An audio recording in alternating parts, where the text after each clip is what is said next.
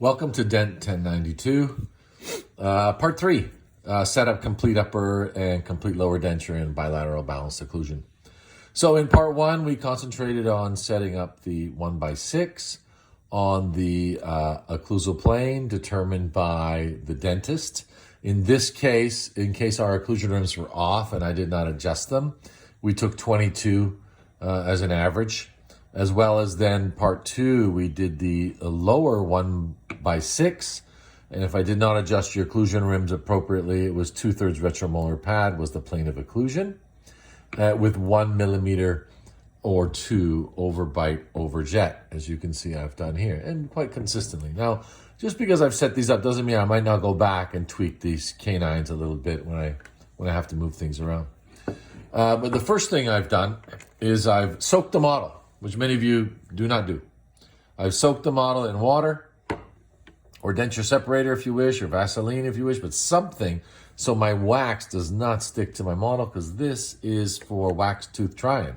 I'll reintroduce my wax up at that time and then reseal my wax up.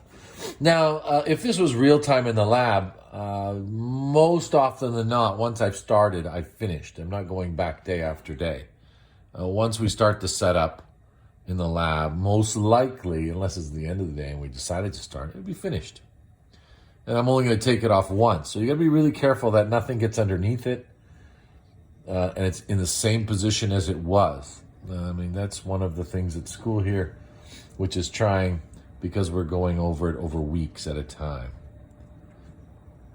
Rest assured, next year you will find it a little bit easier with the time we have and the experience you have to move forward quickly on the multiple cases that we have planned for next September together.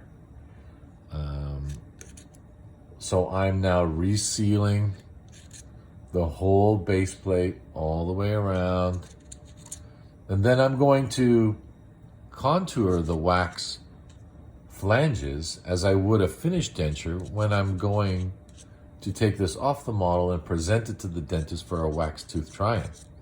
Just because the teeth are set up, the flanges must simulate our perceived acrylic finish of the flanges. It takes a little time. I'll make sure the wax is nice and hot.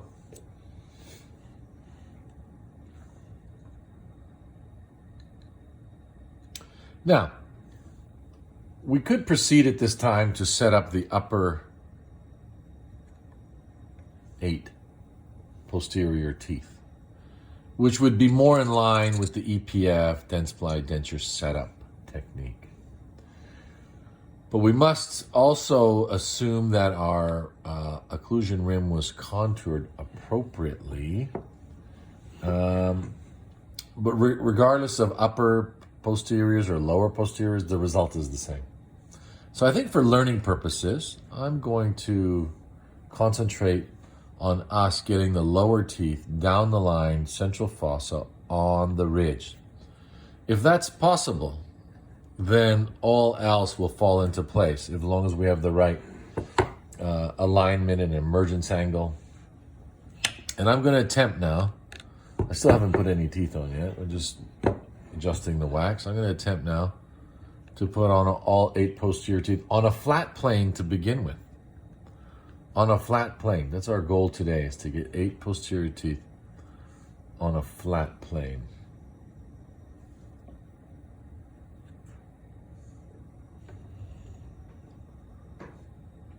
On a flat plane. So now that I've sealed this down, I don't have any chance of this moving, lifting, or any wax kind of sneaking underneath in between teeth setups.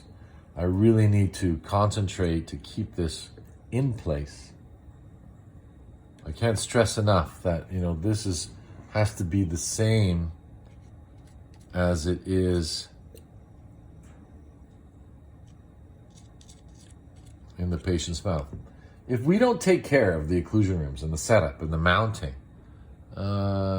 I have an occlusion rim. I think I have a prescription right here in the laboratory, full upper and lower denture.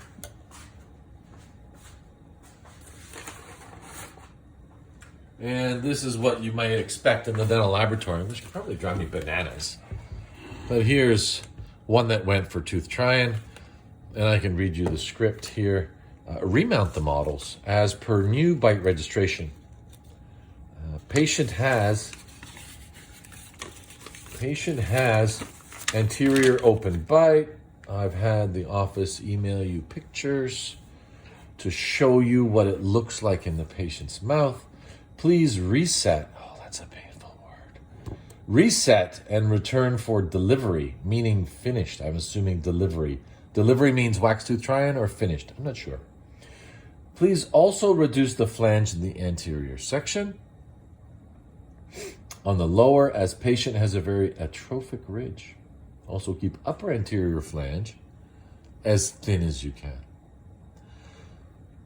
So this is what we're trying to minimize by having these occlusion rims. I mean, this obviously had an occlusion rim. This obviously went for bite registration.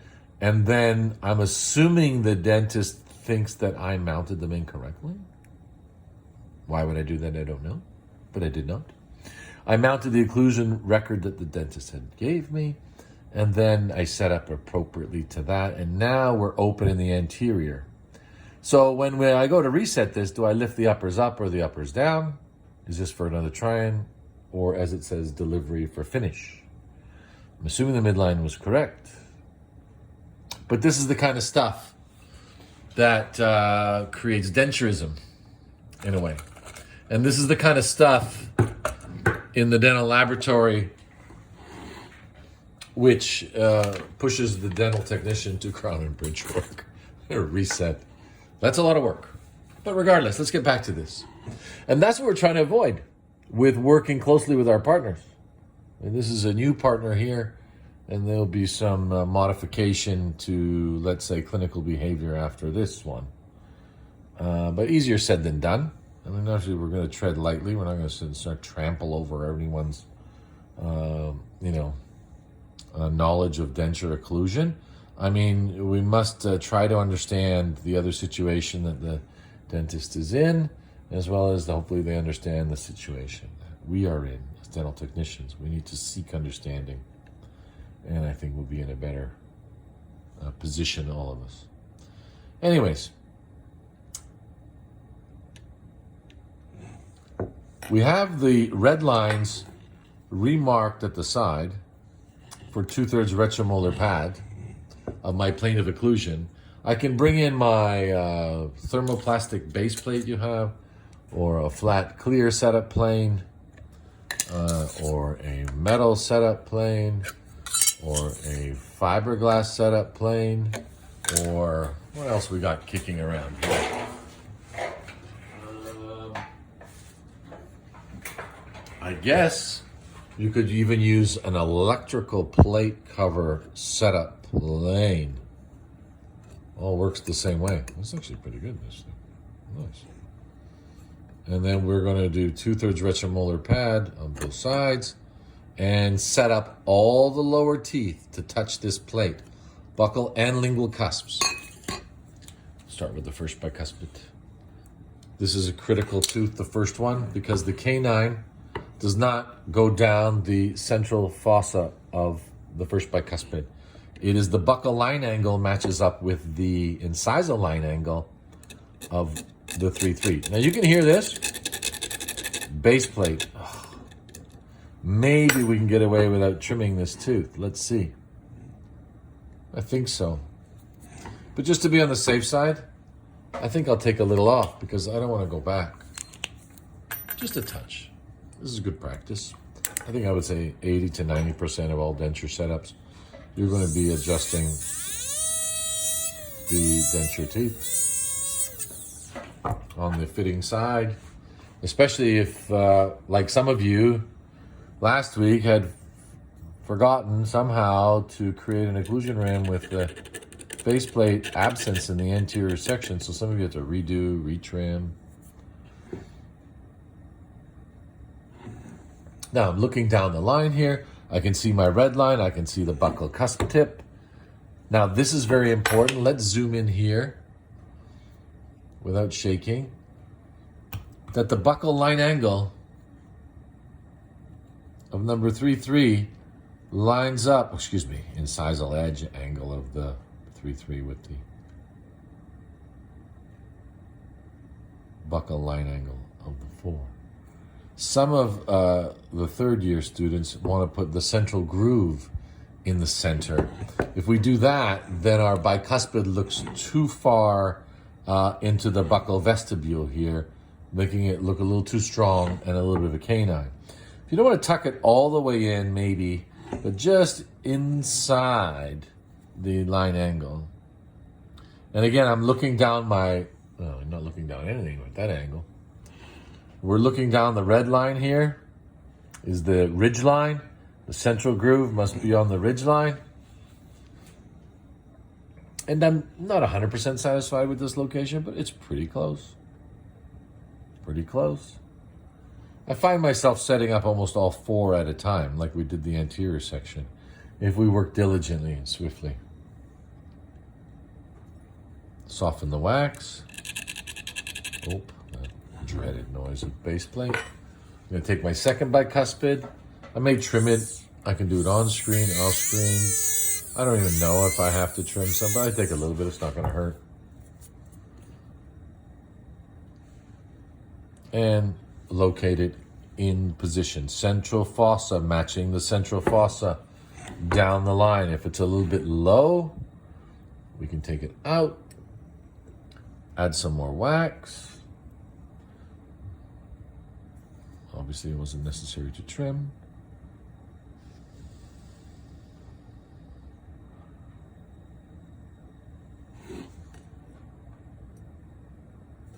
There we go.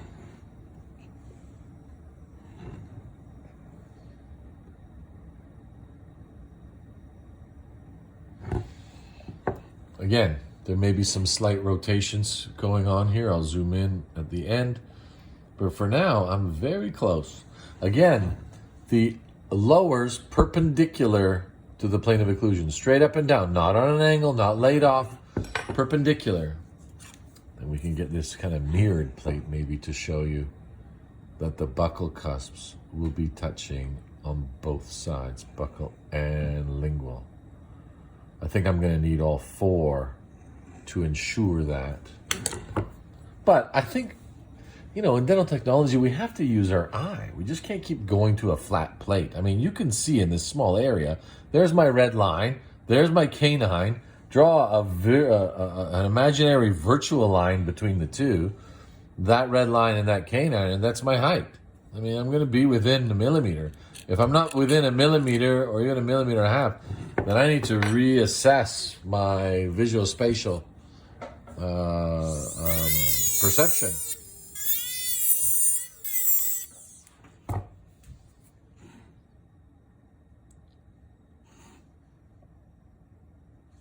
And the last 2.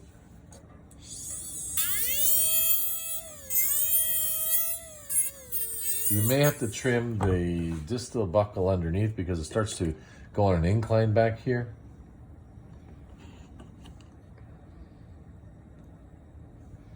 Starts to go on an incline.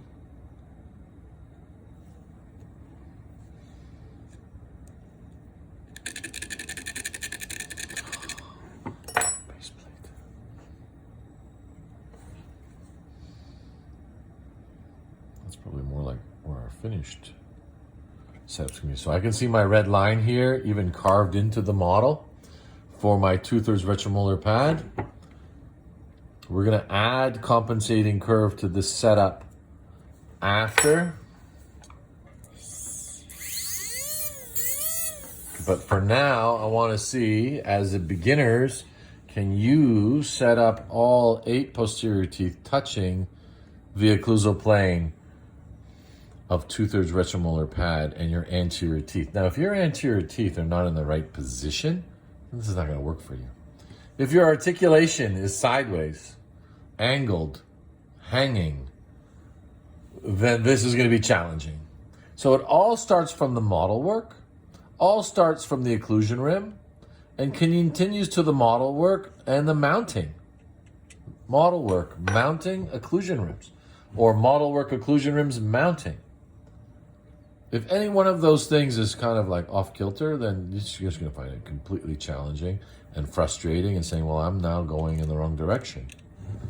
And it's easy to blame the TAs, the instructor, the weather, but we really got to start now taking responsibility for our action as a dental technician should. This program is not to be meant punitive. This is exploratory learning, so to speak. Because my anticipation is we go slowly, we have everything checked as best we can from myself and the technologists in the classrooms, and we proceed forward.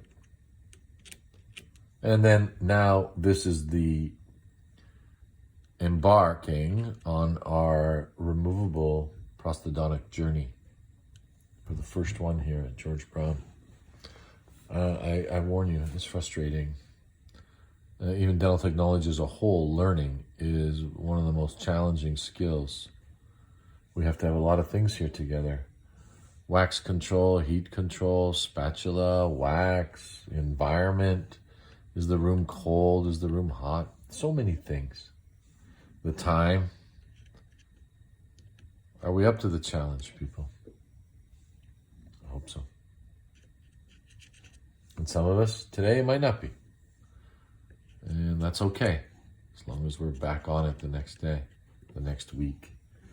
I mean, every week is different. We try to have our best version, dental technology version self attending every week, and sometimes they don't show up for a plethora of reasons.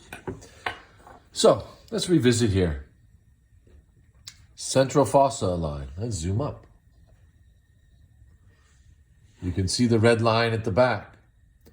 Central fossa. All posterior teeth line up. Not only from that direction, from this direction. That they're all at the same height. Same angle, perpendicular to the plane of occlusion. Labial line angle of 3-3. Incisal edge angle. Runs down the buccal line angle. We can get our setup plane, and that's about how close I was, 100%. And I can see the red line, the red line is just under there, which is my plane of occlusion. And then I can prop up number 6, number 5, and let's see number 4. Now you can't put a lot of pressure here because I don't want you to droop this side down like this and say, oh yeah, I've lifted them up and now I've maintained 2/3 retromolar pad on the other side. If you want to put a notch into your model like that, then it'll rest into the notch. It's not going to fall down. I think that's fine. As mine just did. Rest into the notch. And now, if I've moved things as I've done here, you can see my spatula going up. I'll try to get at the right angle. Please understand this is challenging with this apparatus in front of me and the lighting and the Bunsen burner and etc. Now, that is just from the labial view. Let me just take the upper member right off, just to facilitate the ease of turning it around.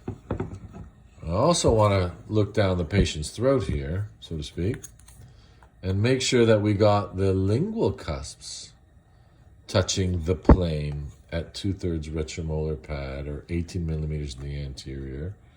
And at least from 5 to 7. Number 4 may be a little short. There we go. Just push that up a bit. Push that up a bit. Oops, there we missed off the screen. Just a slight little lift. And then once I've moved things, I've got to go back to the occlusal and see I've moved the line off. I'm going to push this back in. I rotated number 7. I think I'm going to take number 7 right out because I think he's binding a little bit on the base plate there. I could trim the base plate, or I'll just choose to reduce the tooth structure ever so slightly to accommodate a little more freedom setting up. Now, for those of you with a lot of denture experience, you may have used a bigger mold, maybe have dropped a bicuspid, not to set up on an inclined plane. But just please be gentle with us beginners trying to put all the teeth in place. It's kind of pushing it here on the posterior, but we'll manage. Especially when we're going to increase the compensating curve after and give us lots of room. So, again, central groove. If I can get a pen here without marking the teeth too much. Central groove, central groove, central groove, central groove, in a straight line. If that helps you visualize, that's fine. I'm kind of now feeling that I have to take that permanent marker off. Is this a permanent marker? My goodness. Yes, it is. You know what? Nothing that can come off. This is good for demonstration, possibly. I've lined up my central groove, as well as with these Vita MFTs, you could line up all the lingual cusps to each other, and that'll give you the same result, if that helps. But keep in mind, this is just one relationship. We must look at the buccal relationship, that our line angles are correct. We must look at the lingual aspect, that makes sure nothing is lower. Once we're satisfied, very close, there's always like some shrinkage of the wax, minor.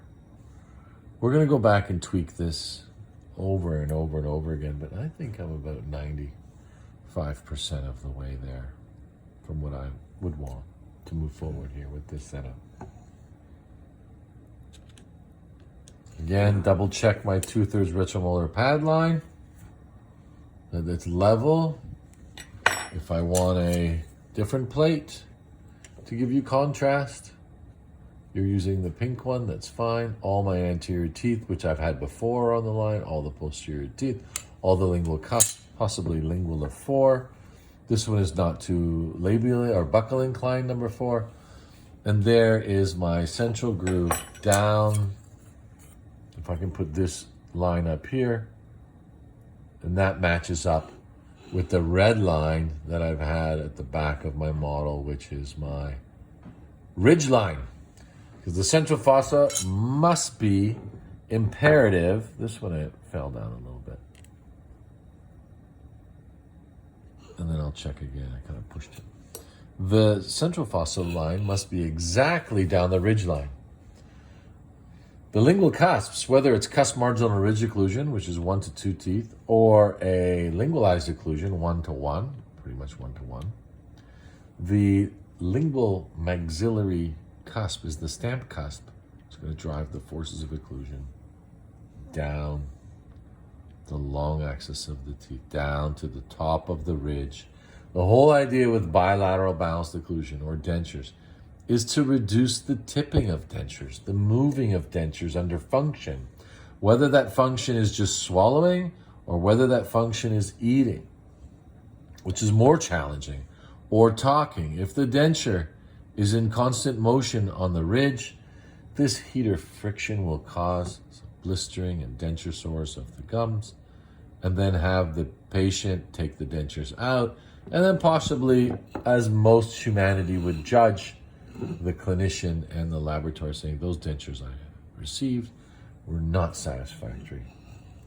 Very challenging dentures, although very rewarding when you can resurrect someone's efficacy of chewing and well-being.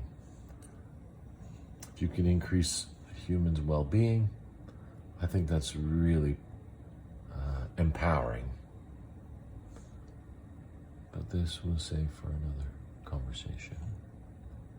So I'm just adding some wax here on the lingual. I'm not rushing. Make sure I'm just keep checking every angle. Occlusally, buccally. Number 7 seemed to just fall in there. I'm guilty of using my visual eye and that's, I think, in dental technology, what we're training here is after doing so many, you've trained your eye to what it looks like. We don't need the aids after a while of setup plates to that extent that we do now. But as a beginner, we do. It shows us visually where we've gone off. We need lines. We need markings. So there you have one side set up. Let me go and continue with the other side in the same fashion. I'll add some wax here. It looks like I've got a more dip in the alveolar ridge on this side. And now you have occlusion rims, so you'll reduce your occlusion rim to accommodate as much wax as you think you need to set up the posterior teeth. Now that's a skill in itself. Well, how much wax do I remove? Well, just enough. Obviously, if you're too much wax, like I've done, I've got to add wax. You don't remove enough wax, you'll have wax all over your teeth. You won't get the tooth set up in the right position. It'll be clouded visually by wax. Have your anterior teeth checked by one of the staff members to make sure that you are not going off in the wrong direction, because you'll be frustrated when you say, oh, no one checked it and now I gotta go all over again. Well, this is part of the job. I mean, you can see the one I've shown you at the beginning here that is reality from Adele. There's like, I'm gonna start all over again. Not completely over again. Remount. I think I just have to talk to them, or I'll look at the pictures and decide unilaterally probably, because they probably will say, well, what do you think? So I'll look at the pictures and say, you know what, more up or down, or lowers up, or a combination of both to close this anterior opening on that check bite I showed you. And I'll do that most likely after I finish this video for us. So, is this a PowerPoint? No. Is this notes? No. This is what we came to school for, is creating dentures, or at least one of our programs, creating prosthetics, learning to create prosthetics with predictable results. And I'm hoping, I mean, just from your first ones, we are on the right path, people. I was really impressed. You might not have been. You said, oh, I had scratches. I couldn't do this. I couldn't do that. But from a first attempt, look where you came in September and look what you created by Christmas. Incredible. And then now, by the time we graduate, we'll be really doing something that's going to help us in the marketplace attain employment. I'm using my eye, looking at my red line. If you can't see it there, I made a notch. I'll put it back in. My 2/3 retromolar pad. If you need to, you can go back and check with your plate or plane. I'm going to go back and I'm going to put number 5 in.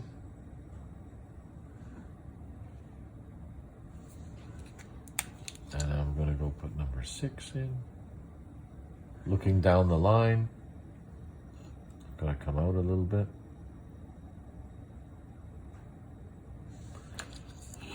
And number 7 needs some more wax. Are they in the correct position yet? No.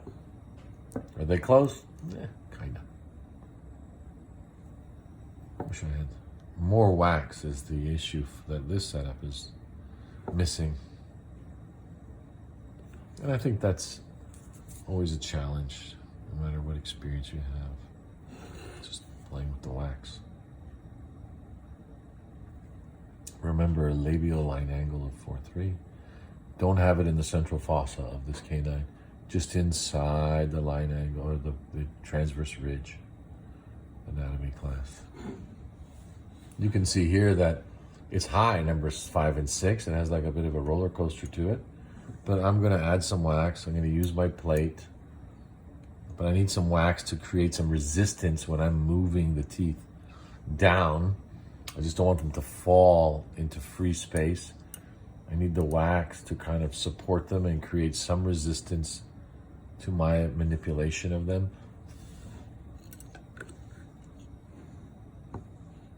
Let me zoom out here because I can't quite get my hand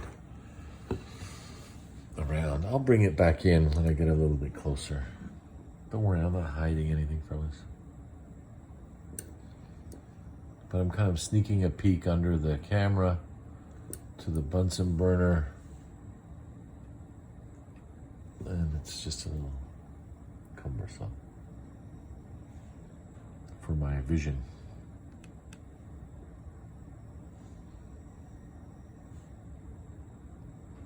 So once again, if you can look at the setup guides that I've given you, the PDF or the file that I printed you from Dentsply for their setup technique, is really important for the anteriors that we follow that labial sulcus. And we're proportionately equal on both sides. You can use the incisive papilla bisected to create that kind of arc, consistency of arc from the left side to the right side, so we're not kind of sharply turning on one side.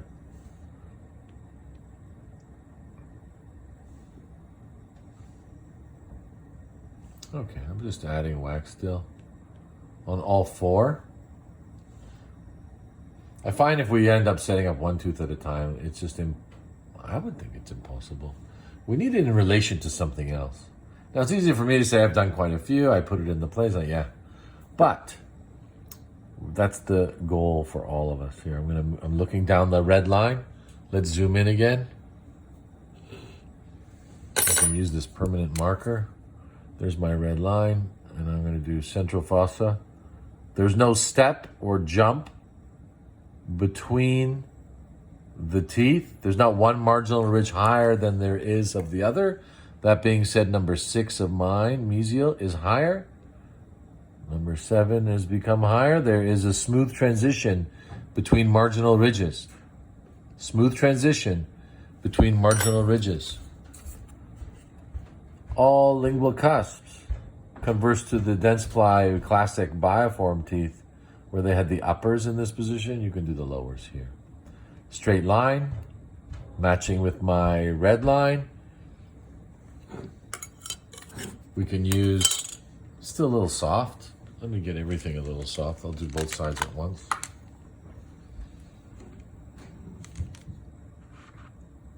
Little alcohol torch. Don't burn the teeth. They are plastic.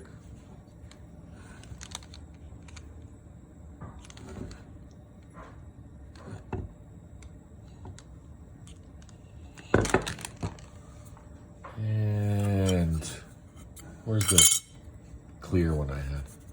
Some mirror.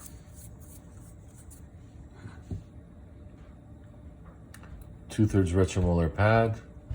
I'm a little high on the 4-7. I'm just going to give it a little push. I'm into the notch. And I can look here. I'll try to look with you down the mirror. Then I've got buccal lingual, buccal lingual. Number 4 is missing. I find with these teeth, the line angle, let's zoom in. The buccal line angle of number 4 is a higher angle of 5, 6, and 7. Do you see this angle I'm talking about, number 4? So what I tendency to do on number 4 is I'll just take the line angle and create the same as number 5. I find this is going to help us in the protrusive balancing. You see number 4 line angle versus number 5. It has this kind of wispier point, right? Let's just take that point off like we did on the canines. You can use a smaller burr than I have. I was just lazy not to put one in there. Now I'm going to go back because they'll probably be off my plane. In the workplace, I'd probably do that in advance. And you can see now number 4 is off the plane. And I'll just gently go in here and lift it back to the plane here. Double check I haven't moved everything else. I'll go back on this side. Number 4, you can see it's off the plane. We'll gently lift it up. Now, also check on the occlusal view that I didn't change the central fossa line. There is small room for adjustment or error, if you want to call it error. But this is my anticipation for you. Let me zoom out, is that we have all 14 teeth on the mandibular, 2/3 retromolar pad on a flat plane. Maybe the cusps that will be more challenging to touch is lingual of 4, because anatomically speaking, they don't reach the occlusal plane. Some denture teeth have them as strong, some weak, but I'll overlook it if it doesn't. Check 2/3 virtual molar pad. I see number 5 here has proven to fall out of order. I'm going to push it back up. Number 5. Then occlusally, maybe move it in here.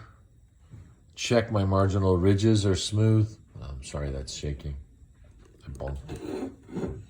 Check the lingual side. There, I just depressed the mesial down. I'll remark that. Marginal ridges are smooth. Down to the red line. Marginal ridges are smooth to the red line. Very close to the ridge line. If I was going to err any side of the ridge line, I'd probably err to the lingual side of the ridge line. This one I'm not completely happy with. If you're not happy with it, then you can also do this. You can take it right out. I mean, don't be afraid. I mean, it goes in, it comes out, it goes in, it's going to be adjusted. I mean, there's that denture beside me. I'm going to adjust all 14. As painful as that is, or 28. And this is our goal for today. Some of you are still setting up anterior teeth. That's fine. Don't panic. We'll take extra days to get the balancing. Probably not going to start processing till week 10. Maybe 11. As our 5 hours a week allow us. But we don't want to rush ahead and don't have a good solid foundation of what we're looking at or what we're trying to achieve.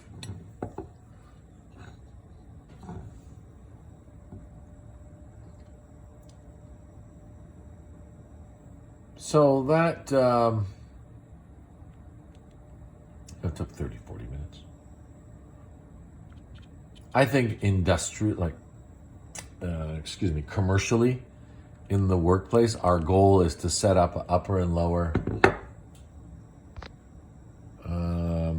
waxed up 2 hours maximum. I think I could do 1 to 1.5, but 2 hours is, taking it nice and easy and enjoying the process. I think with experience, this is probably one of the more enjoyable things. I mean, there's no suction on really.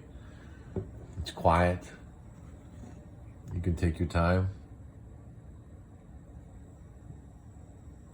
Maybe time now to reflect while I'm adding wax. Reflect on your day, your week, your month, your year, your years. What's been happened, what is happening. Your loved ones to be. Not sure. But I mean, this is just repetitive work here. We're just taking the air bubbles out of the wax. I'm happy with the position. Sometimes, actually a lot of times, I'll do 2 setups at once. Therefore, leaving one to revisit it. And then perceptually, I've been looking at this a long time. And I'm pretty sure when I look at it a half hour from now, after doing the other one, I'll come back and I'll change something. So sometimes it's good to get up, have a break, come back, revisit. But I wouldn't do it in the middle of quadrants. Either finish the anterior 6 or the posterior side on one side or the other. Don't leave it halfway. Your wax is solidifying. It's almost, you can still, mine is just a light pink there. I can still, I'm almost waxing it up at the same time. But we're getting ready for festooning because that's my next step. So why would I wait to do the wax up and add wax later? If we have to add erroneous amount of wax after our setup, we run the risk of that huge volume of wax being added to kind of alter our setup. Alter, meaning through the deformation of wax, the shrinkage, the contraction, it may alter. More amount of wax, the more amount of distortion. So I'm doing it all now. Leaving myself maybe a little bit to add later to do the wax up. I mean, I'm just going to add it now. But don't add it on the occlusion. You can't see that. Don't add it over the mid-buckle of the teeth. You can't see the line angles. Try to keep a majority of the tooth exposed above the gingival margin line. You can even put canine eminence here if you like. So, we'll leave it at that. And that's our goal for today, and we will revisit the maxillary next day. Okay, thanks.